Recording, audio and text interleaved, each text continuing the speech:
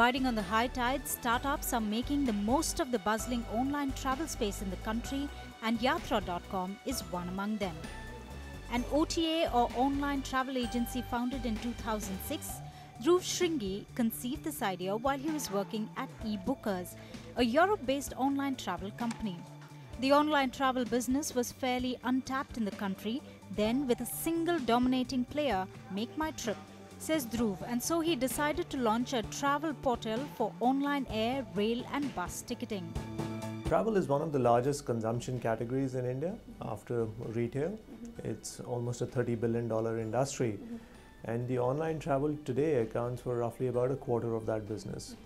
But if you were to look back a few years ago when we guys started off, which is middle of 2006, at that point in time, online travel was pretty much non-existent.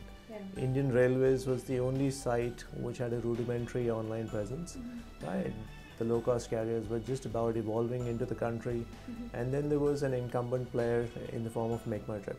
So that pretty much was the landscape in 2006 when we guys set off. With roughly 20 employees in the beginning and a tiny space in Gurgaon, the startup went live in August 2006. While Manish Amin focused on the technical front, Dhruv and Sabina devoted their time to get hotels and airlines on board. However, the founders admit the concept came about at a time when the urban middle-class traveller was skeptic about online payments. But what was on offer was much more valuable to the end consumer. Instead of a travel agent guiding them, one could choose from a range of flights with complete transparency in terms of pricing, and all this information free of cost.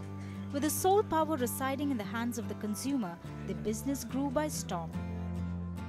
When you look back, the real value add that came in through online travel was that the portals brought in tremendous amount of transparency into a very opaque sector.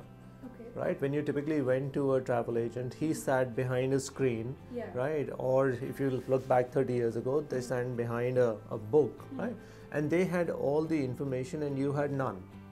So there was a lot of information arbitrage which existed between a customer and the seller. What the portals did was they brought tremendous amount of transparency. From the initial domestic and international travel tickets, hotels and holiday packages were additional add-ons on offer as the concept took off. Initial investors like Reliance, Norwest Venture Partners and TB18 brought additional credibility to the venture. And the startup now sees a 40 to 50% year-on-year growth, says the team.